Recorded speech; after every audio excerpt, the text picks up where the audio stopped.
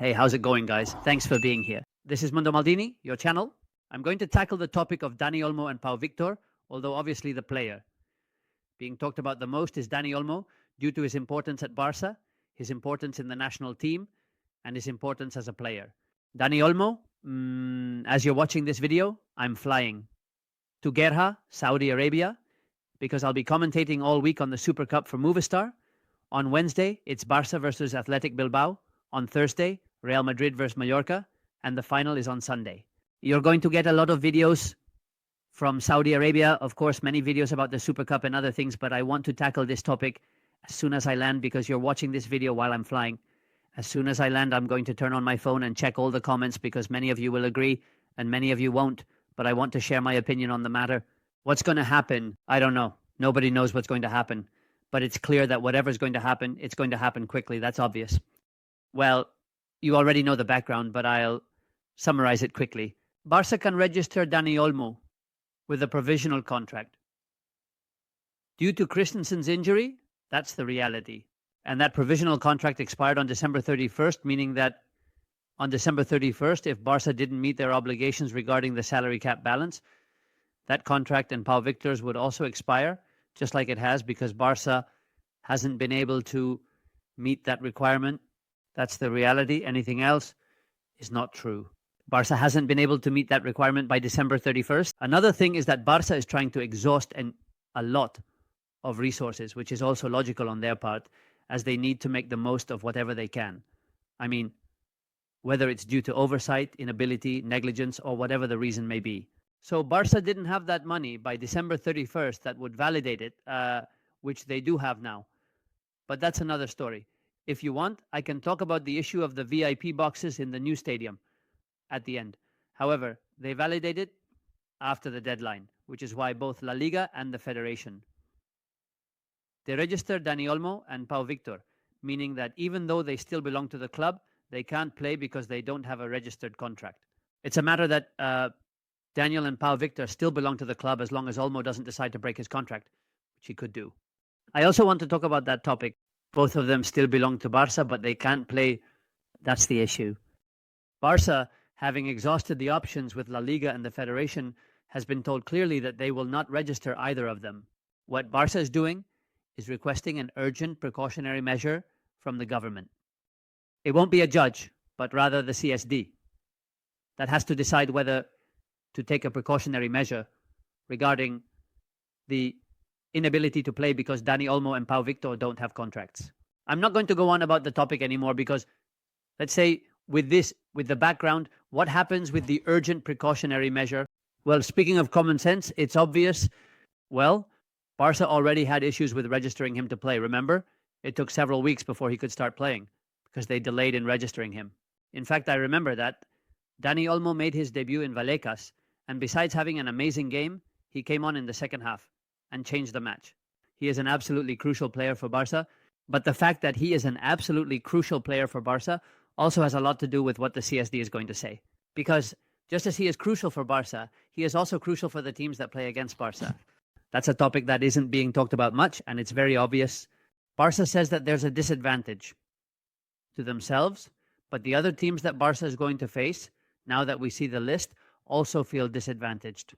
And finally, Daniel can't play because he could win them the matches, obviously.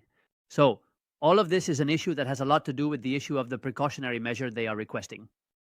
Precautionary measures, without getting too involved in matters that are not entirely my responsibility, but this is common sense, are taken. Precautionary measures are taken when there is a feeling that there may be an injustice. But when it is a fairly clear case, I think that Barca has it very difficult.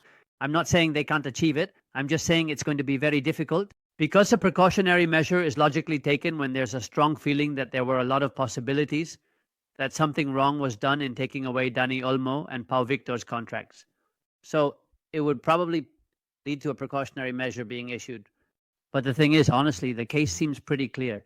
I mean, Barca has had several months to sort this out and they haven't done it. If I were Dani Olmo, I would be very angry.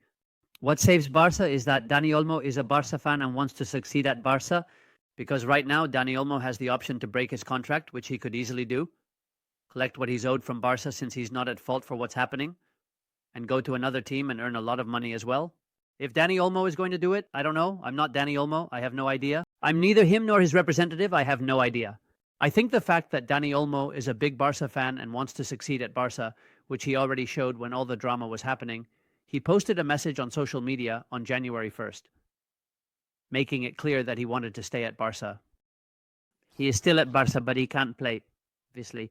He is still at Barca. He still has a contract with Barca. That needs to be made very clear. Laporta has been managing to keep pushing the ball forward and solving problems so far. But there comes a point where it gets much more complicated. It gets more complicated every time. Then, when it comes to the precautionary measure, we also have to consider the possible affected parties. Here we have a possible affected party, which is Barca. Of course, Dani Olmo, but also a number of possible affected parties, which are the rivals that Barca will face in the upcoming matches. Because, of course, we have here, I'm Getafe, I'm Valencia, fighting against relegation. I'm Deportivo Alavés, also fighting against relegation.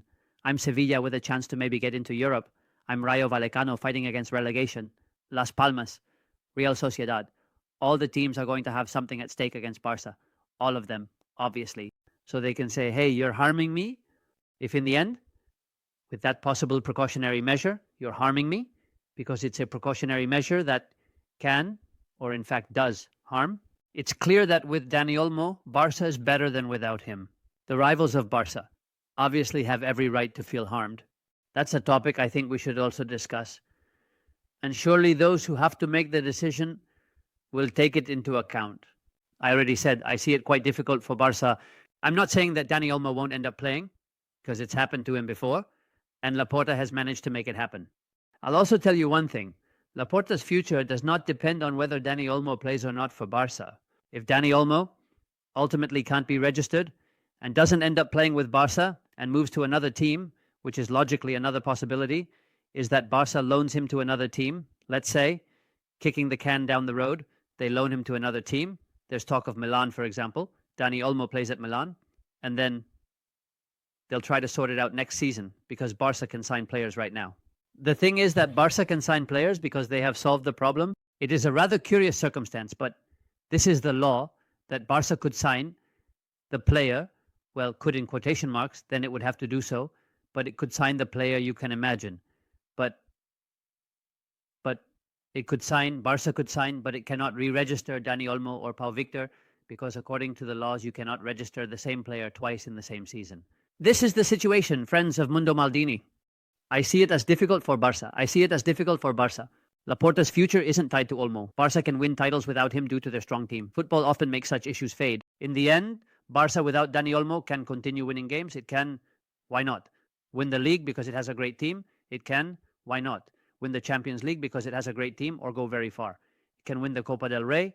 It can win titles. And in the end, with the goals on the field, these things end up being forgotten. This is the law of football, which is sometimes often a bit unfair, but that's the law of football. Things don't look good. I don't know what's going to happen. I have no idea. I think I've given a bit of background on what I believe is going to happen. I see it as very difficult. To get a precautionary measure in light of facts that seem quite clear. They seem quite clear. Barca is within its rights to explore all possibilities, obviously, and they are doing so. But the feeling is that it's not going to be easy for them. I don't know what's going to happen. Anyway, I have no idea what's going to happen. What's clear is that we're going to enjoy Barca with or without Dani Olmo. A hug, and as soon as this video lands, I'm going to check the comments because maybe many of you will clarify something for me that I'm not too clear on, even though things seem quite clear. A hug, and as soon as this video that you're already watching lands, I'm surely going to check the comments because maybe many of you will clarify something for me that I don't have, that I'm not too clear on, even though things honestly seem quite clear. A hug. Hello, hello, hello, hello.